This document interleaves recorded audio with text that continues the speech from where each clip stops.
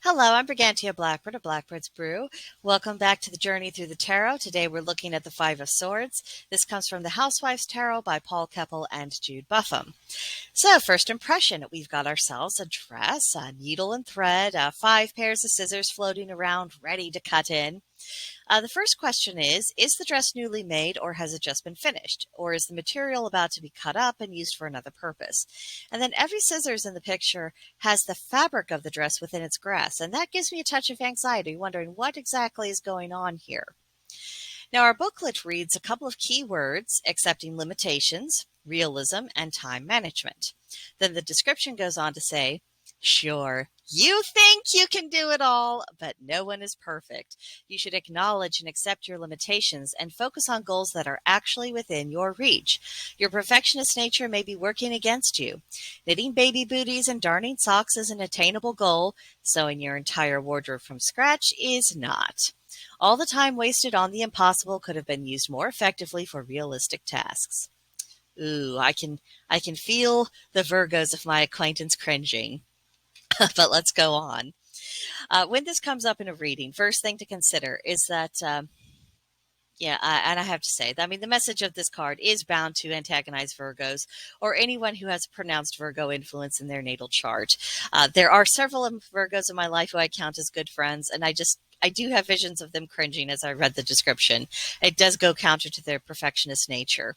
So if your querent looks uneasy when you explain the essence of this card, ask them if they have some Virgo in their chart. They might have some built-in resistance to letting go, and this card could be tap dancing on their nerves. So just be sensitive to that. Second thing is that the querent you're reading for may be hitting their head against a brick wall or fighting a rising tide or pushing against the winds of a tornado, and they haven't yet realized the futility of their actions. This card is telling them to redirect their efforts to achievable goals or to change tactics to take a more effective approach. Third possibility is that it could be that the querent is distracted with their impossible dream, and this is coming at the expense of attending to the necessary business of their life. Sometimes people are the authors of their own troubles, quite frequently as that happens, and they end up worsening their own circumstances because they're avoiding their duties, and they justify it saying they're devoting themselves to a higher cause. So in this context, the card is calling them to order, saying, buckle down.